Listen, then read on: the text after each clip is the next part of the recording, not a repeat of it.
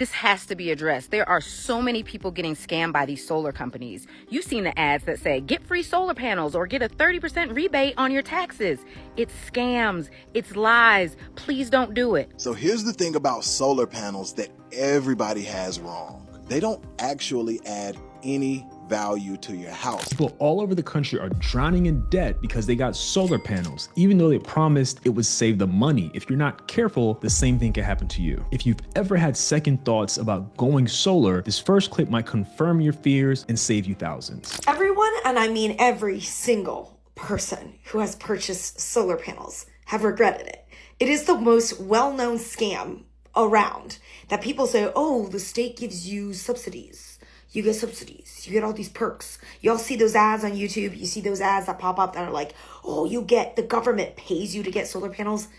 It is the biggest scam this side of the Mississippi. And let me tell you why. Basically, they're trying to sell you to buy or lease these panels. They're not cheap. And they're trying to tell you that over time, you're going to save so much money on your electricity. But not only are you really spending so much time buying and or renting these panels, you don't really save that much. Like, it's a common elderly scam. The most people that are buying these panels are just uneducated financially people. They're not financially educated. So they don't know how to read the fine print. Every single person I know who has gotten these solar panels, including my neighbors and people's parents that I know who have bought them, have said it's a scam. It has not panned out. It doesn't really save you any money. So it's the biggest scam in the book. Please read the fine print. These companies are taking advantage of them, and they're still making the consumer pay way more than they're supposed to for certain things. The cost savings are just impossible to really realize.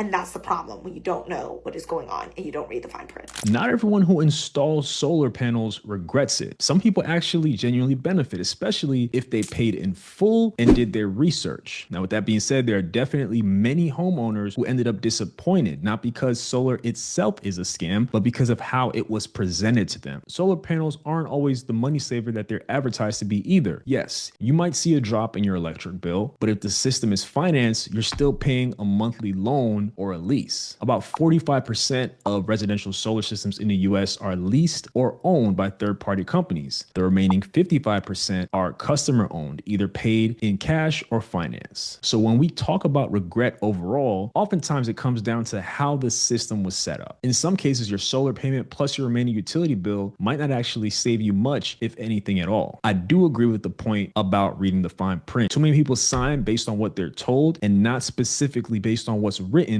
in the contract. Some of these agreements tend to be long, complicated, and filled with a bunch of hidden clauses that can catch people off guard. Now, if you think that was bad, wait until you see what happened to this next homeowner. Sharon Graham tells On Your Side that the solar panels on her home have been nothing but trouble. She bought her Sun City home nearly 2 years ago and agreed to take over the lease payments for the panels. Well, I thought it was great until I realized the expense of it and the fact that it hasn't worked properly. Sharon says the solar system has had problems almost from day one, and now she says the system isn't working at all. Leasing the panels is costing Sharon $150 a month, and her electric bill should only be $25 on top of that. But over the past few months, those power bills have been more than $100 higher. I shouldn't have to call them just to get a repair. And they say the same thing over and over. We're working on it.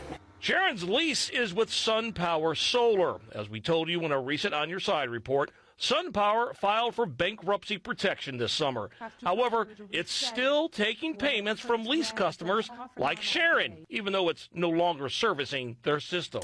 I say this very respectfully. The first mistake she made was agreeing to take over payments on solar panels she did not originally purchase. It makes me wonder if the cost of those payments was misrepresented during the closing process. Leasing solar panels can be tricky. You're making payments on something that you're never truly going to own. Based on her experience, it also sounds like her electric bill hasn't been as low as she was promised either. And we're working on it is not a valid response when your panels that you're paying for are not functioning properly. So I'm not here to tell you whether or not to get solar, but if you do, you may want want to consider buying it in cash to avoid being in a situation like this. Would you ever take over the seller's payments on a house you're buying? Let me know in the comments. Now that was a tough one, but wait until you try to sell a home with a solar loan attached. Never do it. It's a scam. They're lying. For everybody who has these vendors coming to their doors that are trying to sell them solar panels, what did they tell you and what do you feel like the reality was? Well, first of all, don't open the door. There was a lot of fine print that they didn't talk about. Your homeowner's insurance doesn't cover it. You get a hailstorm, if it cracks the panel, it's on you. Repairs are costly. The panels honestly don't even outlive the life of a loan. Trying to sell a house with solar panels is honestly been the biggest nightmare ever. Our house was on the market for almost 8 months because of it. We just took a $51,000 hit, which should have gone in our pocket. Yep. It went to the finance company. Don't ever do it. It's a scam. They're lying. And I think that's like the biggest misconception, and that's what they try to sell a lot of people on. You put these on, you can sell your house for more. People love solar panels, and that is not the case. Mm-hmm. Like, buyers really don't want to deal with it. They don't want to have to deal with repairs and things like that. It's actually the complete opposite. You think you're going to get your money out of it, but you're not. They promised us a $15,000 tax credit. We got $300. Yeah. Be very, very careful. My suggestion is not to do solar panels ever.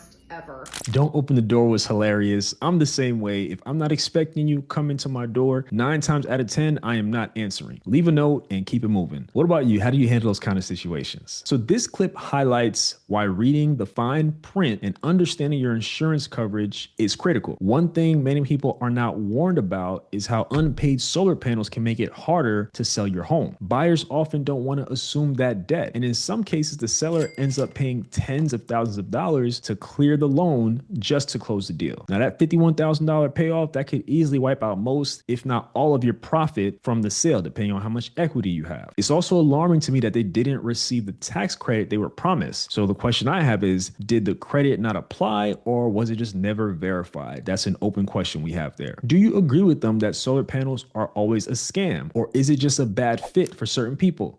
Let me know in the comments. Before we go any further, there's one detail that can completely change your solar experience, and most people don't even ask about it. This has to be addressed. There are so many people getting scammed by these solar companies. You've seen the ads that say, get free solar panels or get a 30% rebate on your taxes. It's scams. It's lies. Please don't do it.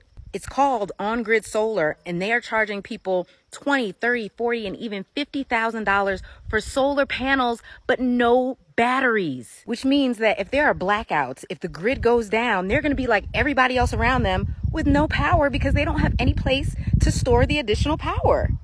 My name is Zani. I live off grid. We are on complete solar, and we paid $15,000 for our solar system. So how are people getting tricked into spending $20, $30, $40, and $50,000 just on solar panels? And what's really messed up is people are actually going into this thinking that at the end of it, after their monthly payments, that they're going to own the equipment. But they're being leased the equipment and they don't even know, so they will never own it. Even if they did, at those prices, it would take them 10 or 20 years to break even on the amount of money that they spent. Personally, in my humble opinion, I would never spend the money on grid-tied solar. But if you're gonna do it, please thoroughly research the company, look over the contract with a fine-tooth comb, and make sure you're getting exactly what you think and what you need. And please, for the love of God, get some batteries. So really quick, grid-tied solar means your home is connected to the utility grid. If your panels produce extra energy, you can sell it back to the grid. But if your power goes out, your system goes down too, unless you have a battery backup. Off-grid solar means your home runs completely independently of the power grid, usually with solar panels and batteries. It's more expensive and it's not available in all areas due to zoning or infrastructure or other reasons. So can grid-tiered systems have batteries? Yes, many homeowners are now adding battery storage to their grid-tied systems for backup power during outages. I agree with her. One major issue is that people don't always understand whether they're leasing or financing to eventually own it. That should never be unclear. She's also right to warn against ads promising free solar. There's always a catch. It could be a long-term contract or some sort of lease with strings attached. The bottom line is nothing in life is truly free. And just like she said, you need to read that contract thoroughly. Don't let a salesperson pressure pressure you into signing something you don't fully understand. Take your time and ask questions, and this goes for anything. But I think it's really cool that she's living off grid. Is this something you would consider? Let me know in the comments. What happens when solar ends up damaging your home instead of helping it? The next clip is a homeowner's worst nightmare. Okay guys, so you know it's raining in New York right now. For the last few months, I've been having leaking in my house. I've called the solar company that was supposed to insure my roof for 25 years, they said, when I signed the contract. This is what's going on. For 25 years, they said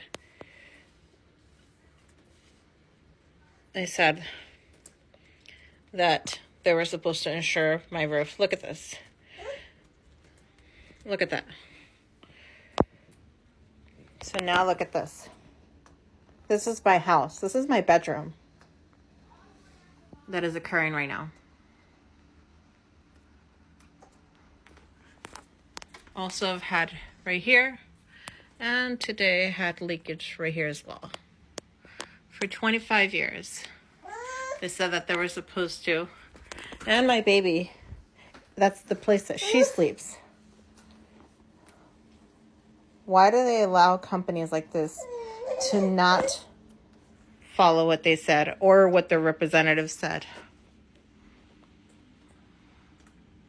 Look at this.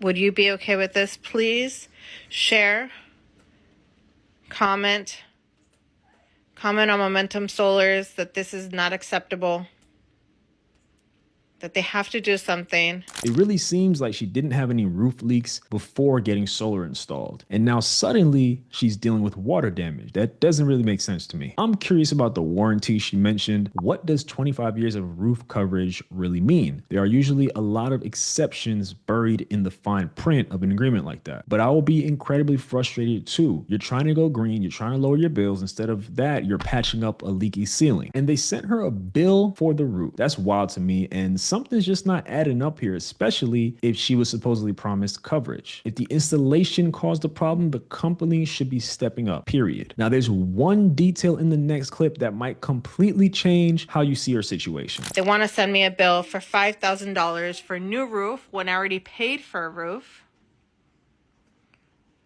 That's what I had paid initially. They told me that to install the solar panels, they had to make sure that the roof was insured for 25 years. I paid, and I'm paying right now, $100 a month until I pay, it was $6,000 or $7,000. That's what I thought I was getting, a new roof. Please share this. This is not okay. And they have to do what the right thing is.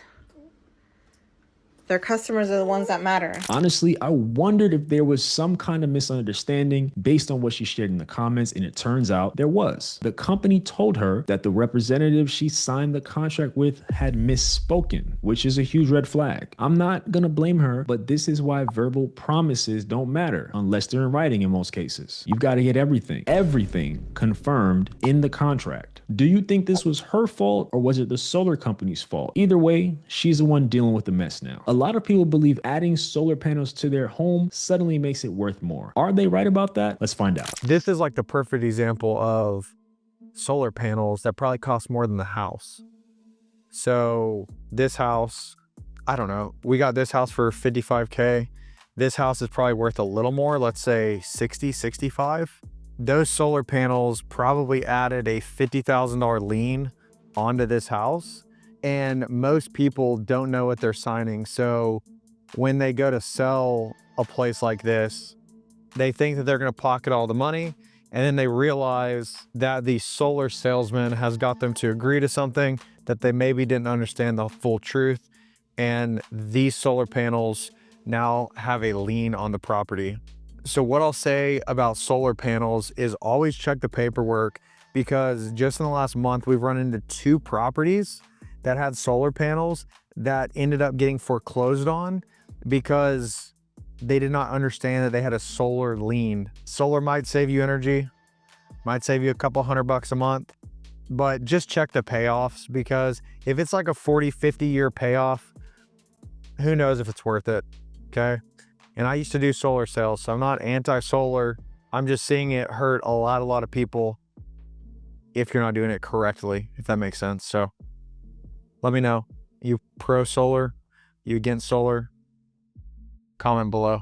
So really quick, a lien is a legal claim against a property to secure a debt. In the case of solar, if you finance the panels, the lender can place a lien on your home. And this means the debt must be paid off before the home can be sold or refinanced. The idea that solar panels could be worth more than the house is crazy to me. But obviously, it's in a very low cost of living area. It's somewhere in Texas. So technically it's possible, but I would imagine a situation like that is pretty rare. As for the two homes that went into foreclosure, it's likely that the owners couldn't keep up with both the mortgage and their solar payments. This is why it's so important to not take on more than you can truly afford. I talk about this all the time. Even if the pitch sounds good up front, you have to make sure you can afford it. And I also appreciate hearing his perspective, because it's refreshing when someone who's been on the sales side of solar can actually admit that there are some potential downsides. One person in the comments of this video said that they told a solar company, if you want to use my roof, I charge rent and it's not cheap. Honestly, I love that approach. So what's your typical response when someone comes to your door trying to sell something? Let's have some fun with this and let me know in the comments. This next clip touches on a part of solar ownership that almost nobody warns you about until it's too late. So here's the thing about solar panels that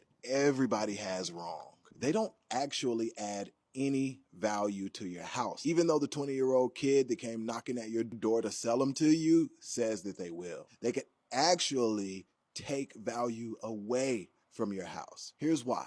Because when you get those solar panels, you have to get a loan for those solar panels, unless you pay cash. In that case, you can swipe away right now. But if you get a loan for your solar panels and then you try to sell your house, now the buyer of your house has to get two loans, a loan for the solar panels and a loan for your house. And I don't know about you, but I'm not about to buy a house that puts me even more in debt than I have to be just because it has solar panels. So if you're thinking about selling your house within the next few years, don't get the solar panels unless you're going to pay them off. In that case, more power to you. But don't let the solar panel person tell you they add more value, because they simply don't. They could actually make your house less appealing to a home buyer. This is something that does not get talked about enough. How many buyers really want to take on both a mortgage and a solar loan? Probably not many. Most buyers would either walk away or ask the seller to pay off their solar system entirely before they close on it. That's why if you're financing solar panels, you need to have a game plan. Know how long you plan to stay in that house. Otherwise, you might find yourself stuck in that same exact situation that this guy mentioned, trying to get rid of a pure financial burden. Even if you plan to stay long enough to pay off your system, this next clip shows what that really looks like. The same way I think buying discount points can be the less than smart thing to do, I feel equally as passionately about solar panels. What are y'all doing? The solar panel people come to my house probably 3 times, 4 times a year. And they ask me, do I want to invest? And they tell me that I get these tax benefits. And they tell me that it really is a great investment and how the electricity company will end up paying me. But when I pull these credit reports, this person is right. You spend $30,000 on solar panels. You make $100 a month payments for the next 15 to 20 years for a house that you're not going to live in for 15 to 20 years. How do I know that? Statistically, you're not going to live there for 15 to 20 years. Typically, people move about 7 to 10 years. And that's only as long as it is now because the interest rates are so high. But when them rates come down, y'all gonna be gone. So the only person ever actually benefiting from these solar panel investments is the person that buys the house from you. Because when you sell that house, one, you don't get a dollar for dollar return on spending $30,000 for solar panels. So you can't take your $350,000 house and charge somebody $380,000. It don't work like that. What ends up happening is before you can transfer ownership, before anybody else can get a loan on that property, you got to clear this out first. So yeah, it's a great idea if you're the second person behind the person that made the investment to have free electricity. Really quick, so when someone says you can buy discount points on a mortgage, it means you're paying additional money up front to get a lower interest rate. It's optional, but depending on how long you plan to stay in the home, it may or may not be worth it. It just depends. So she's 100% right about the average homeowner not staying long enough to see the full payoff from solar loans. And according to Redfin, people move every 12 years on average, so something to keep in mind. If you do decide to finance solar, it's smart to pay it off as quickly as possible, especially if there's a chance that you'll move before the end of the loan term. And I totally understand why she says the person who buys a home with paid off panels gets the real benefit, because they enjoy the savings without carrying the debt and not having to pay for it. And she's right. Just because you spent a bunch of money on solar doesn't mean you'll be able to sell the house for more. That's not always how buyers or appraisers see it. So be very careful with that. Do you agree with her that solar may not always be the best investment? Let me know in the comments. Just when you think the solar drama can't get any messier, this next clip proves that it does. I just want to piggyback off of what Jason said. This particular listing said that if the buyers can't assume the loan on the solar panels that are $381 a month, that the sales price is going to have to be raised to cover the cost. It doesn't work like that. The last home that we sold that had solar panels on it, the appraiser gave them zero value. So if you raise your price by, say, $40,000 because of the solar panels, you're likely to come way under on appraisal. So keep that in mind. If you're considering solar panels, plan to stay in your home for at least 10 years or more.